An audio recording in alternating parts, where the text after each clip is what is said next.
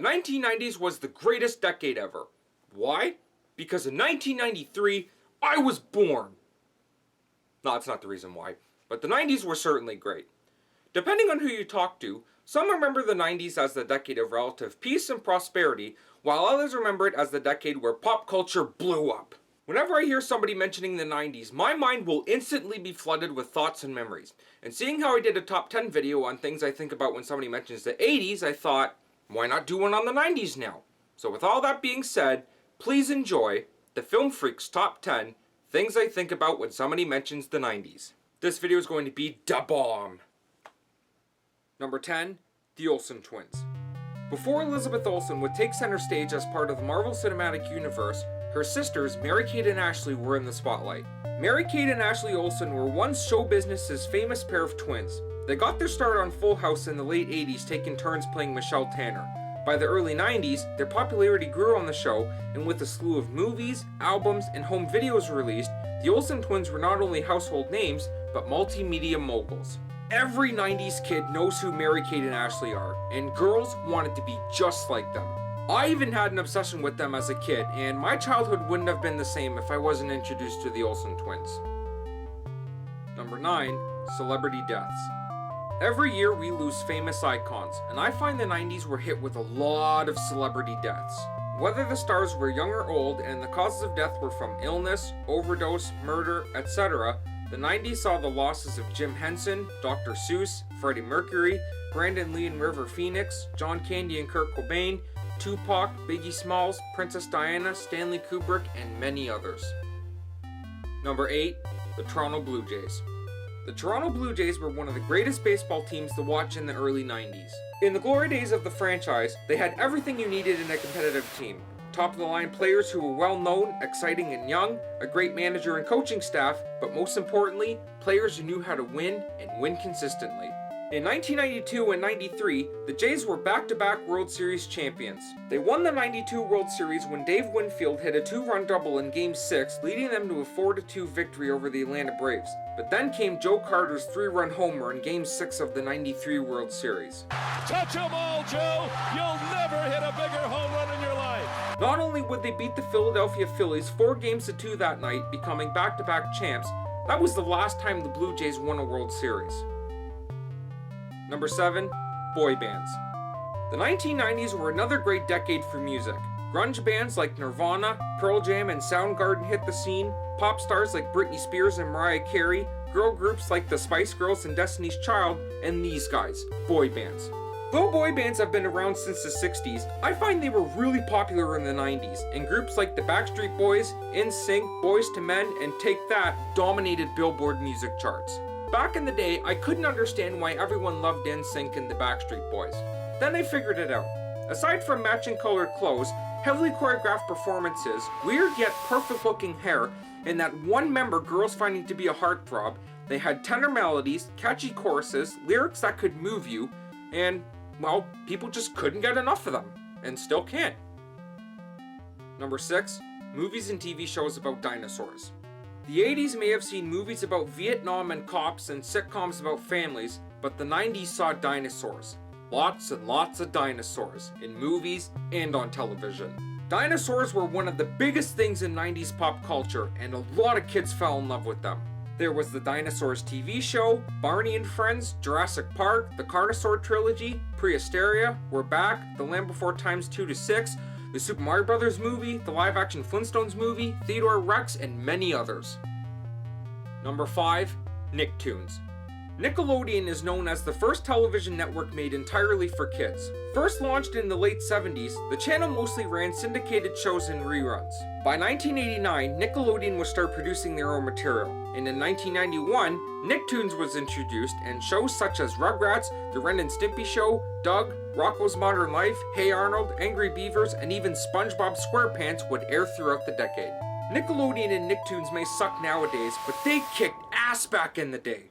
Remember when I said in my 80s video that for any kid, Saturday mornings are the best? Well, us 90s kids had Nicktoons, and my earliest and fondest memories on Saturday mornings were spent in front of the TV watching Rugrats, Rocko's Modern Life, Angry Beavers, and then some. Mind you, for us Canadians, we had to watch them on YTV. But still, good times. Number 4, the console war. One of the biggest rivalries to shake down in the early 90s was between Nintendo and Sega. Both companies were two of the biggest names in the video game industry, and the Super Nintendo and Sega Genesis were the top competitors. A war broke out to see which console could dominate the North American video game market. Both companies used aggressive marketing and advertising tactics to take control of the market, and Sega attacked Nintendo with their Genesis does what Nintendo don't ads. And though Sega proved to do better in game sales with the release of Mortal Kombat in 1993, Nintendo came out on top by selling 49.1 million Super Nintendo consoles, whereas Sega only sold 29 million Genesis consoles. Then with the Sony PlayStation hitting the scene in 1995, the war was disrupted and Nintendo and Sega would work on enhancing their games to keep up with the PlayStation. Number 3, Jim Carrey. We may not see much of Jim Carrey these days, but he was once one of the hottest comic actors. Jim Carrey got his start as a stand-up comedian in the early 80s and made a few appearances in movies and TV shows. In 1990, Jim was cast as a regular on the sketch comedy series In Living Color. Not only was he super hilarious on the show, but he proved he can also act, and the show's popularity helped him land a few big movie roles. 1994 was dubbed the year of Jim Carrey, as Jim had 3 box office hits: Ace Ventura, Pet Detective, The Mask, and Dumb and Dumber. As the decade progressed, so did his filmography, and he would continue to dominate the box office with Batman Forever, Ace Ventura When Nature Calls, The Cable Guy, Liar Liar, The Truman Show, and Man on the Moon. Number 2, Seinfeld. Seinfeld hails as the greatest sitcom to come out of the 90s, and from 1990 to 1998, the show about nothing proved to be something for millions of viewers. Most sitcoms at the time were sentimental. They focused on good people, had an aspirational quality to them, and were always teaching you lessons. Seinfeld did none of that. Jerry, George, Elaine, and Kramer were not characters you looked up to. They were selfish, neurotic, and self-absorbed friends who were navigating through life, and they did nothing to make people feel good. Instead, they just made you laugh, and that's why the show stood out. Seinfeld was a really immoral show. It was unpredictable, had outrageous plots, hilarious jokes, and very quotable lines. Some may argue that Friends was a better 90s sitcom. It's alright, but Seinfeld was a lot funnier, and Jerry Seinfeld and Larry David are geniuses for coming up with this series. Now before I get into my number 1 pick, once again, I have a few honorable mentions. So, here they are. Pokemon. Created by Satoshi Tajiri in 1995, Pokemon was a popular phenomenon in the 90s. What started off in 1996 with a set of 3 games for the Game Boy has since expanded to over 122 games, TV shows, movies, trading cards, toys, and much more. Concerned Children's Advertisers.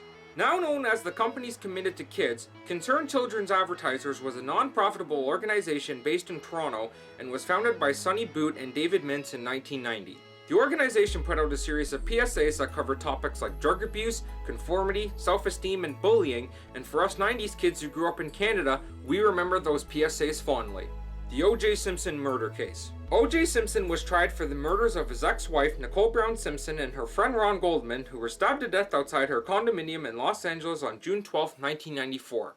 The trial was held from September 26th of that year to October 3rd, 1995, and is described as the most publicized criminal trial in history. Animaniacs. Before the show was picked up by Hulu and rebooted in 2020, Animaniacs ran from 1993 to 1998 on Fox Kids and Kids WB and was one of my all-time favorite shows as a kid. Blending wit, slapstick, and pop culture references into 3 to 5 segments, Animaniacs featured a large cast of characters like Pinky and the Brain, The Good Feathers, Slappy Squirrel, and many others, but it mostly revolved around Yakko, Wacko, and Doc Warner, 3 inseparable siblings who created havoc and mayhem in the lives of everyone they meet. And the number 1 thing I think about? The World Wide Web. Out of all the things that went on in the 90s, none of them compare to how awesome the launch of the world's first website was. Invented by Tim Berners-Lee in 1989, the web arrived on August 6, 1991 as a publicly available service on the internet. Tim's website was basically about the World Wide Web project, and it talked about the web and how to use it. 2 years later, a team at the University of Illinois' National Center for Supercomputing Applications would come out with Mosaic, the first web browser to become popular with the general public. And from 1994 to 1998, Yahoo, Amazon, eBay, and Google would be launched. The World Wide Web was a groundbreaking invention, and now in 2021, there are over 1 billion websites. We use the World Wide Web every day, and thanks to Tim Berners-Lee, it's connected us in a way that wasn't possible before. The World Wide Web's made it easier to find information, share it, communicate, and do business, and is something that always comes to mind for me when somebody mentions the 90s. And that concludes my top 10. What do you think about when somebody mentions the 90s? Hit me up in the comment section below, and while you're at it, like and subscribe if you're digging my content. Every bit of support helps. And follow me on Instagram at FilmFreakProd for all the latest posts and updates. Thank you so much again for watching, and stay tuned for the next video.